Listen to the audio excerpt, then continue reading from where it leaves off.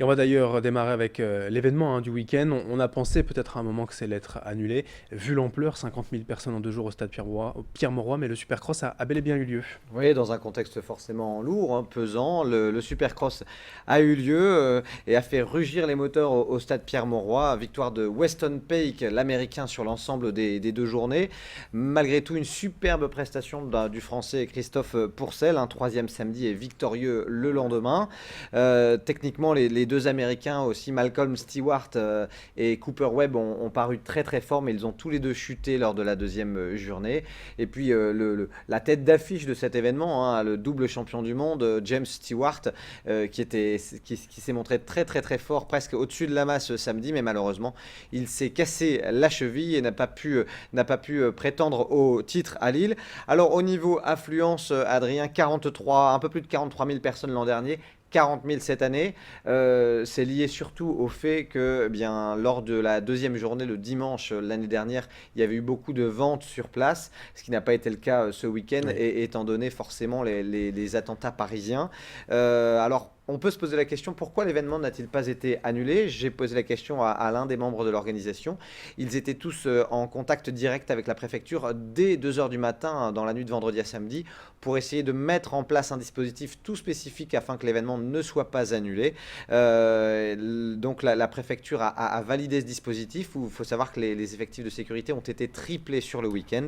Et voilà un petit peu pour le contexte de sécurité. Et puis à noter aussi, alors au-delà de la victoire de Weston Peick, il y a eu la victoire de la France dans le cadre de cet Open des Nations aussi, un Mhm. petit peu, ce qui a permis à une Marseillaise de retentir, mais on a bien senti dimanche soir que la Marseillaise avait retenti, surtout en hommage aux victimes, et pas forcément uniquement grâce à la victoire de l'équipe de France dans le cadre de ce week-end. Une Marseillaise symbolique, évidemment, on s'en doute. Alors, il y a eu également du football, la Coupe de France. Mais là encore, c'était un petit peu voilà, selon les désirs des présidents. Il y a eu quelques matchs qui se sont joués, d'autres annulés. Oui, ouais, c'était un petit peu au bon vouloir des présidents qui se mettaient d'accord entre eux. Alors je sais que notamment sur un match, il y a un des joueurs qui après a perdu quelqu'un de sa famille, et du coup qui se sentait pas de jouer. Du coup le président a souhaité que le match soit annulé. Mm. En tous les cas, au niveau des matchs qui ont eu lieu dans le cadre de ce septième tour de Coupe de France, il y a 3 performances à retenir, Adrien. D'abord Saint-Omer, hein, division d'honneur, qui a fait tomber le Havre, une équipe de Ligue 2, hein, sur le score de 2-0. C'est vraiment une très très belle perf. À noter également l'équipe de Marc Ancalesi, qui avait déjà fait parler d'elle lors du tour C'est vrai. précédent, hein, l'équipe qui évolue en CFA2, et bien l'a emporté sur Amiens, une équipe de nationale, sur le score de 2-1. Et enfin un petit mot pour saluer la performance des joueurs d'Asbrook, hein, en DH, qui ont battu Aubervilliers, une équipe de CFA, sur le score de 4-2. On notera également que Croix, hein, les Croisiens qui avaient été 8e de finaliste l'an dernier, et bien décidément la Coupe de France leur réussit bien, puisqu'ils sont passés face à Saint-Amand. Voilà pour les bonnes performances. On notera également que Valenciennes est passé face à Créteil dans une confrontation, pardon, entre Ligue 2. deux équipes de Ligue 2.